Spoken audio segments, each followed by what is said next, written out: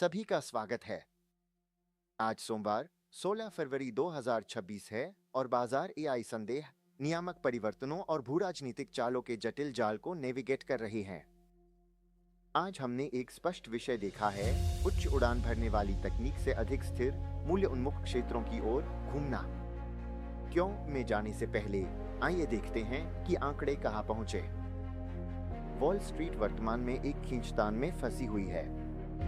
जबकि प्रमुख सूचकांक जैसे S&P 500 ने आज एक मामूली हरे निशान का प्रदर्शन किया, लेकिन आपको इससे धोखा नहीं होना चाहिए।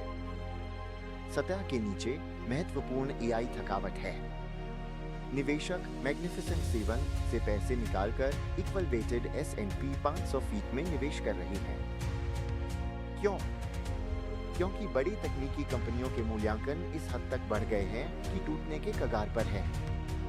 आज हमने उपयोगिताओं, वित्तीय सेवाओं और उपभोक्ता आवश्यक वस्तुओं में बदलाव देखा। फेड की हिचक, बाजार FOMC मिनट्स और PCE महंगाई डेटा के लिए तैयार हो रहे हैं, जो इस सप्ताह बाद में आने वाला है।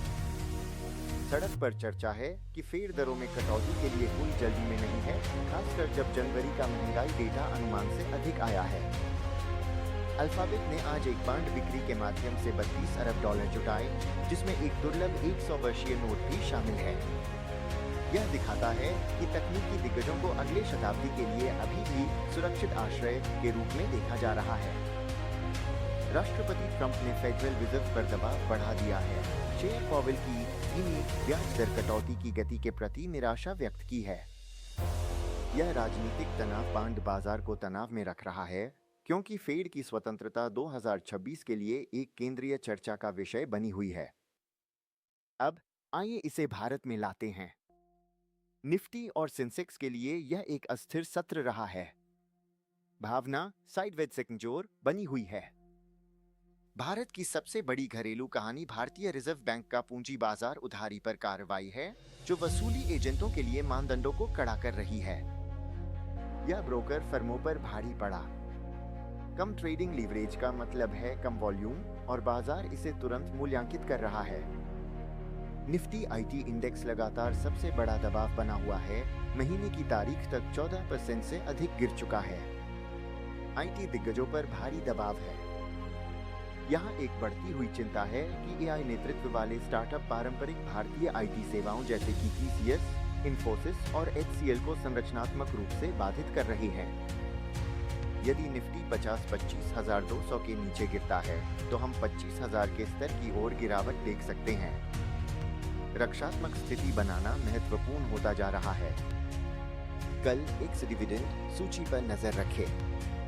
हाल और ONGC जैसे बड़े खिलाड़ी एक्स डिविडेंड पर व्यापार करने के लिए तैयार है। वैश्विक स्तर पर परिदृश्य आकार की वसूली की ओर बढ़ रहा है। कुछ क्षेत्र तेजी से बढ़ रहे हैं, जबकि अन्य पीछे रह जा रहे हैं। ब्रिटिश PM कीर स्टारमर ने चीन की ऐतिहासिक यात्रा की, जो अमेरिका चीन तनाव के बीच व्यापार स्थिरता की इच्छा को दर्शाती है। म्यूनिख सुरक्षा सम्मेलन में मंत्री जयशंकर ने रूसी तेल खरीद के संबंध में भारत की रणनीतिक स्वायत्तता की पुष्टि की। उन्होंने स्पष्ट किया कि भारतीय तेल कंपनियां लागत और जोखिम के आधार पर खरीद जारी रखेंगी, जो भारत के महंगाई प्रबंधन के लिए महत्वपूर्ण है। बिटकॉइन $70,000 के मनोवैज्ञानिक स्तर को बनाए रखने के लिए संघर्ष कर रहा है।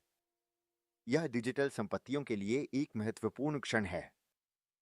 दक्षिण कोरिया के बिथम्ब एक्सचेंज में एक बड़ी तकनीकी त्रुटि की खबरें आईं, जिसने सुरक्षा तंत्रों के बारे में चिंताओं को फिर से जगा दिया।